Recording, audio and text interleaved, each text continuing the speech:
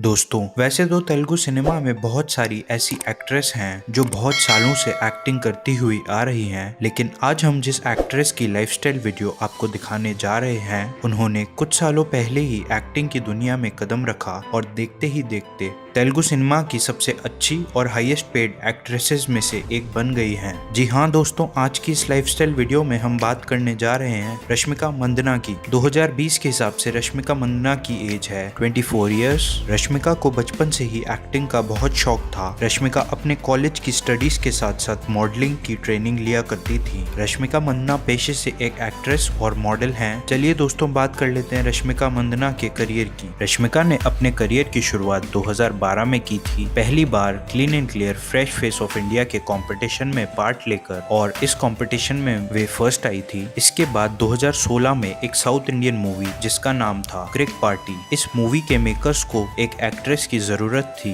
तब इस मूवी के मेकर्स की नजर रश्मिका मंदाना पर पड़ी और उन्होंने रश्मिका को क्रिक पार्टी मूवी के लिए साइन कर दिया, और उस वक्त रश्मिका की उम्र सिर्फ और सिर्फ 19 साल थी। 2016 की सबसे हाईएस्ट अर्निंग मूवी थी क्रिक पार्टी, जो सिर्फ और सिर्फ 4 करोड़ के बजट में बनाई गई थी, लेकिन मूवी रिलीज होते ही सुपर हिट हुई थी और रश्मिका को अपनी पहली ही फिल्म की वजह से बेस्ट डेब्यूट एक्ट्रेस का अवार्ड भी मिला था। क्रिक पार्टी मूवी की शूटिंग के दौरान उसी फिल्म के लीड एक्टर रक्षित शेट्टी से रश्मिका को प्यार हो गया और फिल्म रिलीज होने के बाद दोनों ने सगाई भी कर ली, लेकिन ये रिश्ता ज्यादा दिनों तक टिक नहीं पाया और दोनों का ब्रेकअप हो गया। और इस ब्रेकअप के बाद रश्मिका मंदाना डिप्रेशन में चली गई और अपने ब्रेकअप और पहली मूवी के बाद रश्मिका ने 2 और मूवीज की, जिनके नाम थे अंजनी पुत्र और चमक, लेकिन ये दोनों मूवीज रिलीज होते ही सुपर फ्लॉप हुई और रश्मिका को और ज्यादा गहरा सदमा पहुंचा। इन दोनों मूवीज के फ्लॉप होने के बाद एक तरफ रश्मिका का ब्रेकअप था और दूसरी तरफ उनका डूबता हुआ करियर। इन दोनों चीजों की वजह से रश्मिका बहुत डिप्रेशन में रहने लगी, लेकिन फाइनली कुछ ट्रीटमेंट्स के बाद रश्मिका मंदाना डिप्रेशन से बाहर आई और इन्होंने वापस एक्टिंग में कमबैक करने का ठान लिया और वे दिन रात अपनी एक्टिंग को और भी अच्छा करने में लग गईं। 2018 में रश्मिका ने पहली बार तेलुगु सिनेमा में कदम रखा और उनकी पहली तेलुगु मूवी का नाम था चलो, और ये फिल्म सिर्फ और सिर्फ 3 करोड़ के बजट में बनी थी, लेकिन ये फिल्म रिलीज होते ही सुपर हिट हुई और इस फिल्म ने 80 करोड़ का बिजनेस किया था।